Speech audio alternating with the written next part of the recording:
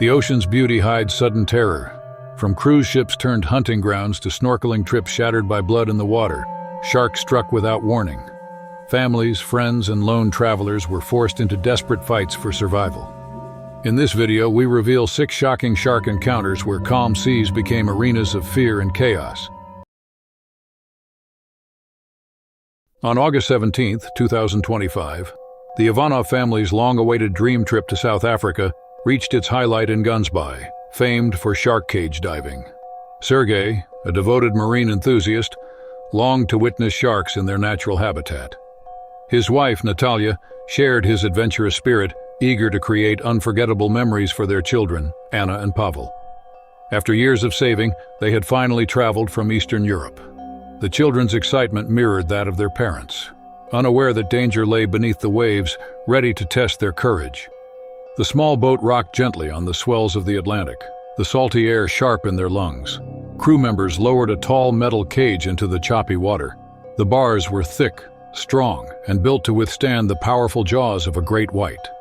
The Ivanovs slipped into wetsuits, adjusted their masks, and climbed into the enclosure together, holding tight to the cool steel as the sea rose around them. Excitement filled their eyes as they waited, believing that the cage offered perfect protection. Above them, the guides prepared bait to attract sharks, ready for the moment when the sea's most feared predator would appear. Moments later, shadows flickered in the water, sending chills through the family's bodies. From the depths, a massive shape grew larger, darker, and closer. Then, with explosive speed, a 17-foot great white shark surged upward, smashing into the bars of the cage with bone-shaking force. The steel screeched, bending unnaturally under the incredible pressure. The impact shook the family off balance, their hands slipping as cold water rushed around them. Sergei pulled his children closer, but before he could regain control, the predator struck again. The second hit ripped the cage loose from its lines, causing it to flip violently. In an instant, the Ivanovs were thrown into the open sea, tumbling through the foam. Panic gripped their chests as they realized the structure meant to protect them had become a trap that failed in seconds. The shark's massive body cut through the water with terrifying power, circling them with ease. Blood from scrapes and cuts mixed with the salt as the family fought to stay afloat in the frigid current. The predator lunged again, this time seizing Sergei's arm between its rows of serrated teeth. The water boiled with red as he struggled, yanked downward by the beast. Natalia tried desperately to reach him, but the predator's tail sent her tumbling. Within moments, the shark turned on her, dragging her below before releasing and circling once more. The children clung to shattered pieces of debris, screaming silently into their masks as the sea swallowed their parents. At that moment, chaos reigned above the surface. The crew scrambled to throw flotation devices and ropes into the surf, shouting for the family to grab hold of them. Other divers stared in horror as the cage sank into the depths, twisted and broken. The predator circled once again, its dorsal fin slicing the waves as it closed in for another strike. The family's dream excursion had turned into a nightmare, and in the violent churn of the sea, survival seemed to hang by the thinnest thread. The shark cut across the surface again, circling with brutal speed as the Ivanov family struggled in the open water. The crew on the boat worked frantically, tossing ropes and life rings into the sea, their eyes fixed on the terrified children clinging to fragments of the broken cage. With a final surge, one of the crew managed to haul Anna onto a flotation device while another pulled Pavel toward safety. The children's small bodies shook violently from shock and cold, but their grip never loosened on the helpers' hands. Sergei and Natalia, though bloodied and barely conscious, were dragged alongside by ropes tied tightly around their waists, their movements weak but still present. The predator circled once more before fading into the deeper blue, its massive silhouette vanishing into silence. The water was thick with blood and torn scraps of wetsuits, the chaos leaving the sea stained with a reminder of what had just happened. The crew pulled the family one by one onto the deck, their limbs trembling and their eyes wide with terror. Sergei's arm hung limp, with deep puncture wounds exposing torn muscle. Natalia's body shook uncontrollably as she coughed seawater, her lungs burning from the violent drag below the surface. The children clung to each other, their faces pale, still hearing the echo of thrashing water and snapping jaws in their minds. The boat sped toward shore at full throttle, its engine roaring as emergency calls were made.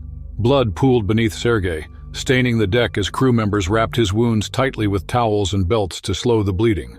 Natalia lay beside him, gasping for air as her chest rose and fell unevenly. Every second felt stretched into eternity as the family's nightmare shifted from the sea to the desperate race against time. By the time they reached land, medics rushed to lift them onto stretchers. Sergei was taken into surgery for massive tissue damage, while Natalia was treated for water inhalation and torn flesh along her shoulders and arms. The children, though spared the physical tearing of the beast, carried deep bruises from debris and the weight of sheer fear. Their wide eyes told a story words could never fully explain. In the days that followed, the family remained together in a hospital ward, wrapped in bandages and haunted by memory. Nights were filled with restless cries and sudden jolts from sleep, each reliving the moment when steel bars bent and the sea turned against them. Doctors noted that while their bodies would heal, the scars of the experience would linger much longer. News of the event spread quickly across the globe, sparking debates about the safety of shark cage diving. Images of the broken structure were shared in headlines, warning thrill-seekers of the fragility of human-made barriers against the raw power of the ocean. Experts explained that even thick steel could fail under the strike of an apex predator driven by instinct. For the Ivanovs, the adventure that began as a dream vacation turned into a fight for survival that would mark their lives forever. Though they survived, the ocean had left its mark, not only on their skin, but on their hearts. Their story became a poignant reminder that the sea offers beauty and terror side by side, and that even in controlled settings, nature holds the ultimate power. On March 12, 2024, the Callahan family set out for a calm day of fishing off Queensland's coast.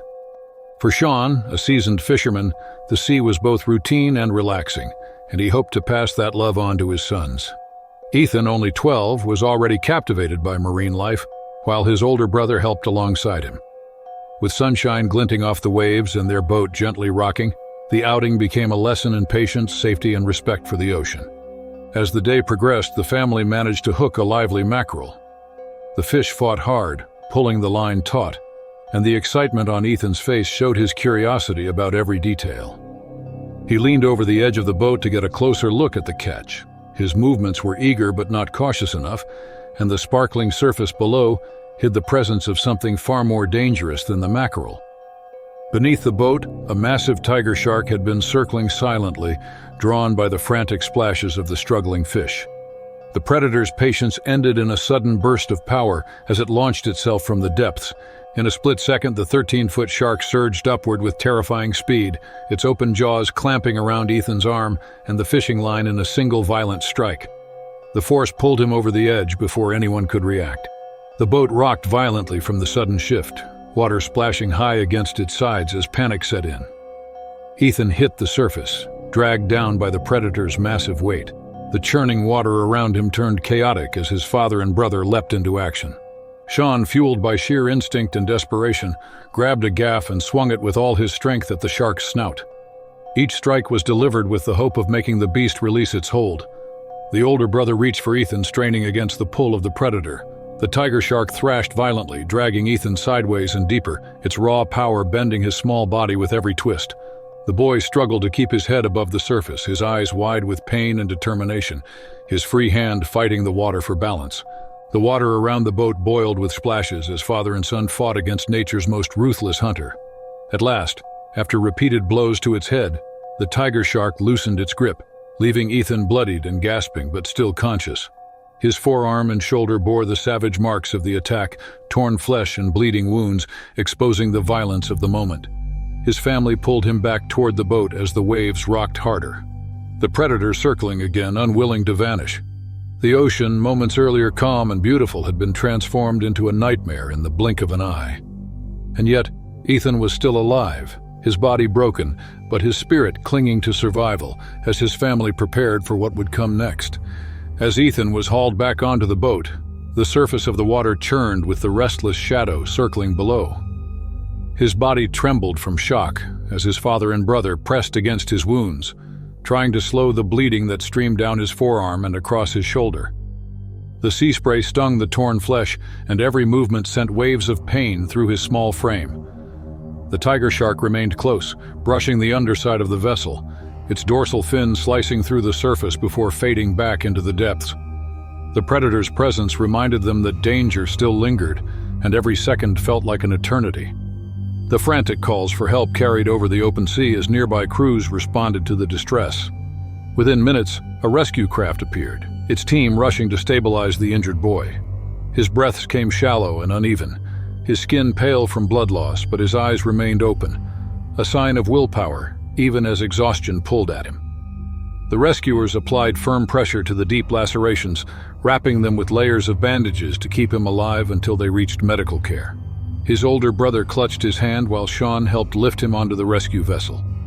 The family's relief was tempered by the sight of the water below, where the shark continued circling, a reminder of how close they had come to tragedy. The trip back to shore was tense. Every jolt of the waves threatened to worsen Ethan's injuries, and the crew worked swiftly to keep his vitals steady. The once bright day now seemed heavy with dread. The ocean was no longer a place of wonder but a stage of violence. Upon reaching land, an emergency team rushed him to the hospital, where surgeons prepared for immediate treatment. Hours passed in a blur as his wounds were cleaned, stitched, and stabilized. His family waited with heavy hearts, uncertain of what news would follow. The aftermath of the ordeal extended beyond physical pain. Ethan's arm bore long, jagged scars from the bite, and his shoulder required weeks of careful recovery. Doctors warned that the healing process would be slow, with muscles needing extensive therapy to restore strength and motion. For Sean, the memory of seeing his son dragged into the sea replayed endlessly, filling his nights with restless thoughts of what could have been lost. The older brother carried his burden, haunted by the sight of the predator thrashing just feet away as he fought to pull Ethan back. In the weeks that followed, the family faced waves of attention from both local and national media. The story of the young boy attacked during a simple fishing trip resonated with many, drawing sympathy and cautionary tales from others who had faced close encounters with the ocean's most powerful hunters. Marine experts explained how the mackerel's struggle had likely drawn the predator close, and how quickly curiosity from such a predator could turn into aggression. Though scarred, Ethan's spirit remained unbroken. As he slowly regained movement in his arm, his determination to return to normal life inspired those around him. The event served as a sobering reminder of the razor-thin line between adventure and disaster at sea. What began as a peaceful family outing became a lasting lesson about the unpredictable force of nature and the resilience it demands from those who survive it. On July 12, 2023, the warm waters of Gansbai welcomed many tourists seeking adventure, including 32-year-old Mariska van der Merwe. She was known among her family and friends as a woman who loved the ocean, often seeking out trips that allowed her to connect with nature. Though her size made some activities more difficult, she never let it stop her from exploring new experiences. Snorkeling in the clear coastal waters of South Africa had long been on her list, and on that day, she joined a guided tour that promised breathtaking sights beneath the surface.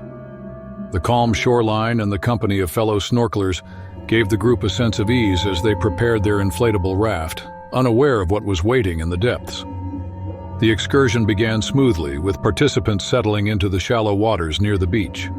The raft, loaded with masks, fins, and other equipment, bobbed gently as the group floated close to one another. Mariska entered the water with a wide smile, enjoying the cool embrace of the sea against the heat of the day.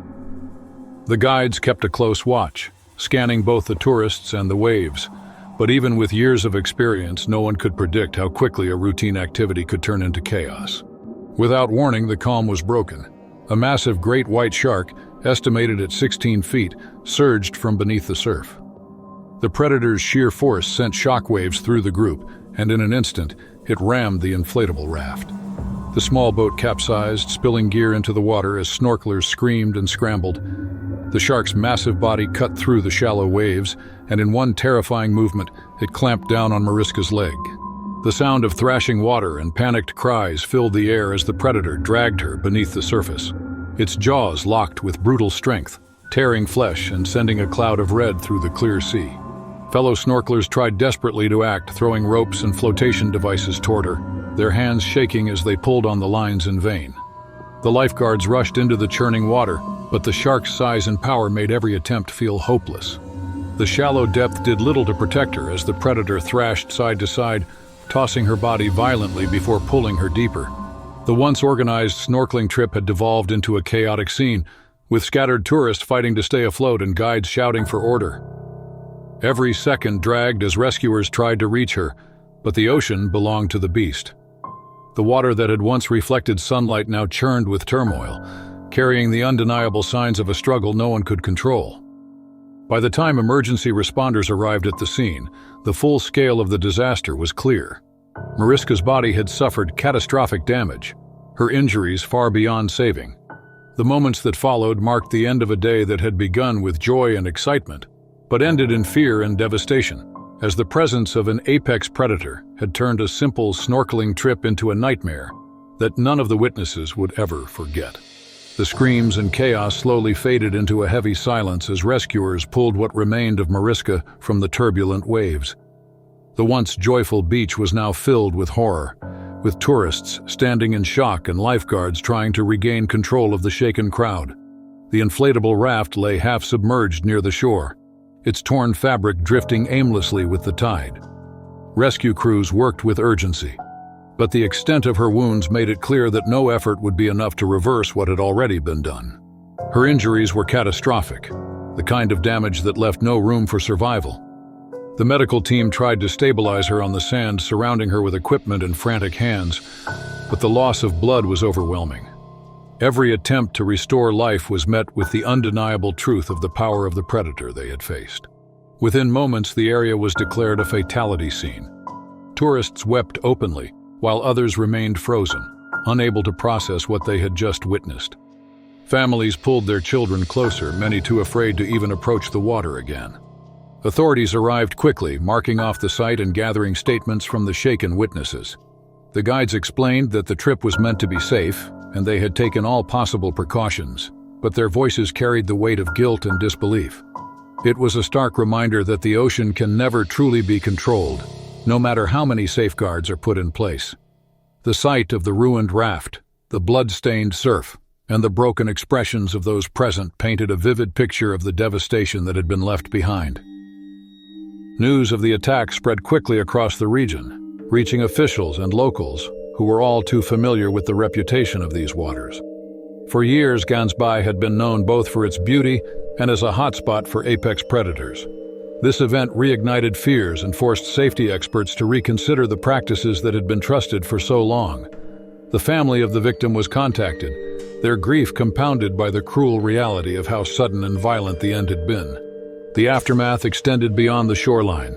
Investigations began to examine whether the equipment used was sufficiently robust and whether the guides had underestimated the risks on that particular day. Environmentalists reminded the public that these animals were not acting out of malice, but rather out of instinct.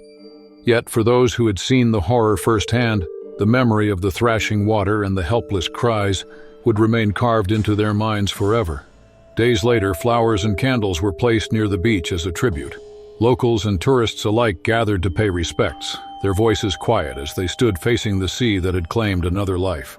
It became a place not just of mourning, but of reflection on the fine line between human adventure and the natural world's raw force. What began as a simple snorkeling excursion ended as a haunting reminder of the risks hidden beneath the waves, ensuring that the story of that day would not be forgotten.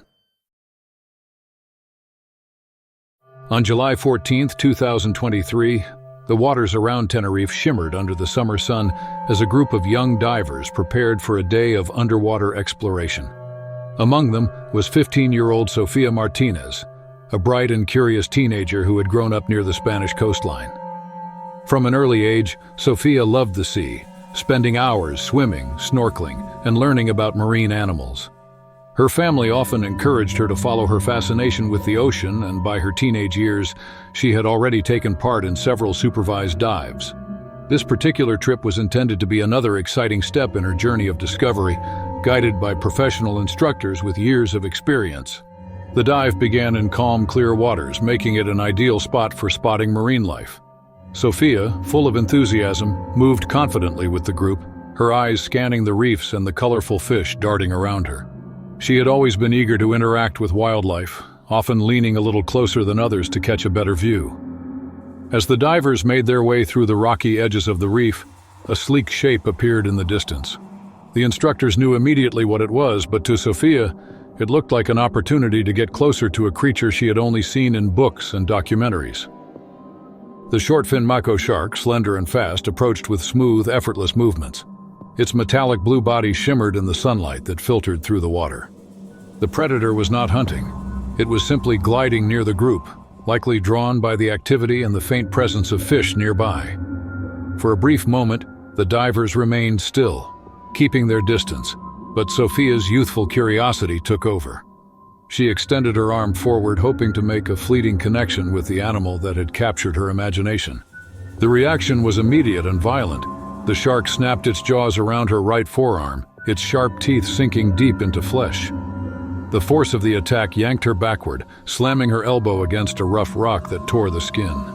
Bubbles filled the water as Sophia kicked and twisted, her mask shifting as she struggled to understand what had happened. The sudden cloud of blood turned the clear water into a blur of red. Her hand and wrist bore the deepest wounds, with long gashes stretching across her skin. Instructors reacted instantly, striking at the shark with metal poles they carried for safety. Each hit caused the animal to thrash, but its grip lasted long enough to worsen the injuries. After several tense seconds that felt endless, the shark released her and darted away into the depths. Sophia's arm hung limp, blood streaming from the torn muscles and punctures. She clutched her injured limb as she was guided onto a flotation device. The group quickly began the ascent, bubbles rising all around them as panic set in over what could happen next in the open sea. The group surfaced quickly, hauling Sophia onto the waiting boat, where crew members rushed to stop the bleeding. Her injured arm was wrapped tightly with bandages as blood continued to soak through. The atmosphere on board was tense, with every movement focused on keeping her conscious and stable until they reached shore. The boat sped across the waves, its engine roaring as the coastline came closer. Medical staff had already been alerted, and an ambulance waited at the dock the moment they arrived. Paramedics lifted her gently and secured her on a stretcher, checking her pulse and monitoring the flow of blood. Her right forearm showed torn flesh and deep punctures that revealed muscle underneath. Her hand was swollen, and the cut stretched across her wrist where the shark's teeth had pierced through. Despite the damage, she was breathing steadily, though pale and weak from shock. The paramedics worked quickly, placing intravenous lines and applying stronger dressings before rushing her to the nearest hospital. In the emergency room, doctors examined the extent of her wounds. Several tendons had been bruised, and nerves along her arm showed signs of trauma. The surgical team cleaned each gash, stitching multiple layers of tissue with great care to restore circulation and prevent infection. The procedure lasted for hours, leaving her exhausted but alive. Family members waited outside, shaken by the event yet relieved she had survived an encounter that could have ended differently.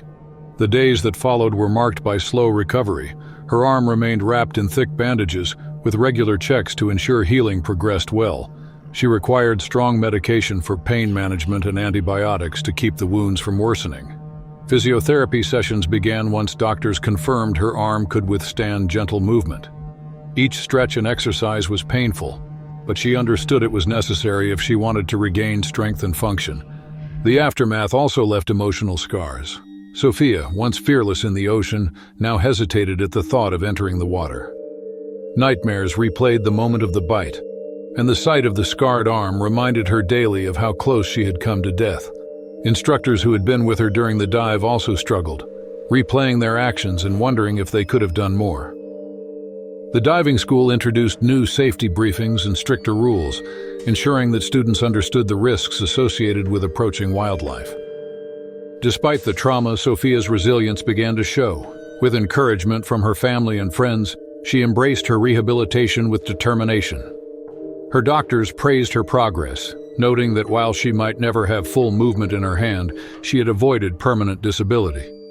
Weeks later, she was able to hold objects again, though carefully. The scars remained vivid, a permanent reminder of that day, but so did her will to continue living her life with courage. By the end of her recovery period, she returned to school, where classmates supported her with kindness. The incident became a widely shared lesson, illustrating how quickly curiosity in the ocean can turn into danger. Officials emphasized that even brief contact with predators like the short-fin mako carried extreme risk.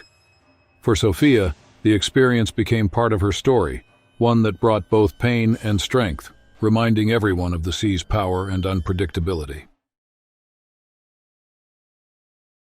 On June 13, 2024, the bright morning sun lit up the turquoise waters of Mauritius, where 26-year-old Adriana Moreau prepared for what she believed would be a thrilling day above the sea. Born and raised in Marseille, she grew up surrounded by stories of the ocean and had always been drawn to the idea of adventure. She was a sports enthusiast who enjoyed running, swimming, and traveling. Her decision to try parasailing during her holiday came from her love of heights and the thrill of experiencing the world from a new perspective. Friends described her as spirited and daring, someone who never backed away from challenges. As the boat towed her across the horizon, Adriana soared high, taking in sweeping views of the island and the wide expanse of blue water beneath her. The breeze was steady at first, carrying her smoothly, but the weather near open seas is unpredictable. Without warning, a sudden blast of wind snapped across the line, swinging her violently. The harness strained, tilted, and then gave way, sending her plunging into the deep. The fall was shocking. The impact of hitting the water knocked air from her lungs, and the parasail ropes tangled around her legs as she struggled against the current. Alone in the vast ocean, her arms flailed, sending splashes across the surface. These movements traveled quickly through the water, catching the attention of one of the ocean's most aggressive hunters, the oceanic whitetip. The large predator, drawn by the disturbances, approached swiftly from below. Its powerful body cut through the depths until it reached her position. Within seconds, the shark clamped down on her lower leg. Teeth sank through wetsuit fabric and skin, piercing deep into flesh. The crushing force twisted her body, dragging her through the water. The violent thrashing created a swirl of foam as blood spread around her. Adriana fought desperately. Every instinct told her to kick, but pain radiated up her leg. Still, she pushed against the predator with every ounce of strength. The dangling parasail rope became her only chance. She used it to press against the shark's head, forcing space between its jaws and her injured limb. With frantic motion, she managed to shove hard enough to make the predator recoil briefly. Crew members on the boat had already seen her fall. They rushed to maneuver closer, their eyes fixed on the churning water where the attack unfolded. Heart-pounding seconds dragged into eternity as they threw lines and positioned the vessel for rescue. With coordinated effort, they managed to haul her toward the side of the boat. Her leg was torn, showing deep lacerations and punctures, blood streaming freely. The crew worked with urgency, wrapping makeshift bandages around the wounds to slow the bleeding as the boat sped back to shore. The first stage of survival was complete, but Adriana's ordeal was far from over. The shark's crushing bite had left behind devastating damage, and the clock now ticked against her life as she was rushed toward urgent care. The boat raced across the waves, cutting through the water toward the nearest dock, every second critical as Adriana lay on the deck surrounded by crew members. Her injured leg was tightly bound with towels and rope, slowing the loss of blood but leaving her in severe pain. Her skin had turned pale from shock, and each breath came with effort. The ocean still churned behind them, a reminder of the predator that had struck so suddenly. But the focus now was on keeping her alive until help could arrive. When the boat reached shore, medical staff were already waiting for them. She was placed on a stretcher and rushed into an ambulance before being transferred to the island's hospital. Inside the emergency ward, doctors assessed the extent of her wounds. The shark's teeth had torn through muscle, leaving ragged edges around her calf and punctures across her shin. Multiple vessels had been damaged, and surgeons worked quickly to clean the wounds, remove debris, and close the worst of the gashes. Hours of careful stitching and blood transfusions were required to stabilize her condition. In the days following surgery, Adriana remained in the intensive care unit. Her family, who had flown in from France as soon as they received word, sat by her bedside. Nurses changed her bandages regularly, treating the deep cuts to prevent infection. The torn tissue meant she would need long sessions of rehabilitation once she was strong enough. Physical therapy was planned to help her regain movement in her leg, but the possibility of a permanent limp was discussed. Each day was a test of endurance, but she showed determination in her recovery. The psychological toll was as heavy as the physical wounds. At night, Adriana experienced vivid flashbacks of the moment she felt the shark's jaws close around her. The sound of water splashing near her hospital room window made her heart race. Counselors were called in to guide her through trauma therapy, helping her confront the sudden violence of the event. The incident reminded her family of how quickly a joyful outing had turned into a near-fatal disaster. Authorities in Mauritius launched an investigation into the circumstances of the accident. Weather experts confirmed that a strong gust of wind had caused the malfunction in the parasailing equipment. Safety officials promised to review procedures and reinforce stricter rules for operators to prevent similar accidents in the future. Local newspapers widely covered the story, warning tourists of the risks associated with open ocean activities. Weeks later, Adriana was able to walk short distances with assistance. Her scars were permanent, but she chose to view them as proof of her survival rather than symbols of weakness. Although doctors advised her to avoid strenuous activity for months, she remained determined to regain her independence. The accident left her with a cautious respect for the sea and its predators. She vowed never to forget how close she came to losing her life in those terrifying minutes. Her experience became a powerful reminder that adventure in the ocean carries risks beyond human control. The waters of Mauritius continued to draw travelers from around the world, but Adriana's story stood as a warning of the thin line between excitement and danger when humans meet the raw strength of the wild. On August 4, 2024, the Queensland sun shone brightly over the winding rivers that cut through the dense coastal landscape. A place where saltwater currents mixed with freshwater to create a murky, unpredictable environment. Among the friends enjoying this wild stretch of nature was 29-year-old Finn Harper, a confident and athletic man who loved outdoor sports. Finn had spent much of his life near the water, growing up surfing and wakeboarding with friends whenever he could. Known for his daring stunts, he was always the first to try the sharpest turns, the biggest jumps, and the most difficult tricks on his board. His group of companions, many of whom had known him since childhood, admired his energy and often joined him for these weekend adventures. They trusted the rivers they explored, though the water was far from safe, as it frequently concealed predators beneath its brown surface. That morning, Finn was in top form. He strapped on his board, secured the ropes, and launched into high-speed rides across the water. Each twist and jump showed his skill and confidence. The boat pulling him moved swiftly, sending him flying across the river's surface while his friends cheered from the deck. Laughter and excitement filled the air, blending with the sound of the engine and the spray of the waves. Yet the river below carried more than currents. It had shadows that none of them could see, including one of the most aggressive hunters in the animal kingdom, the bull shark. These creatures were known for their ability to thrive in shallow, murky rivers, and that day one had been drawn closer by the disturbance created on the surface.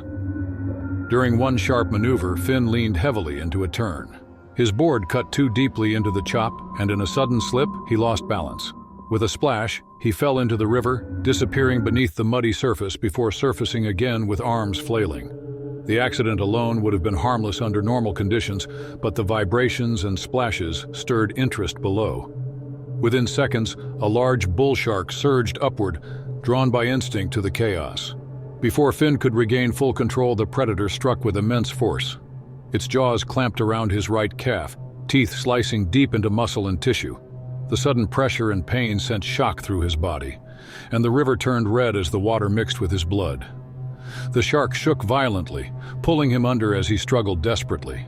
Finn swung his board and kicked with all his strength, trying to break free from the relentless grip.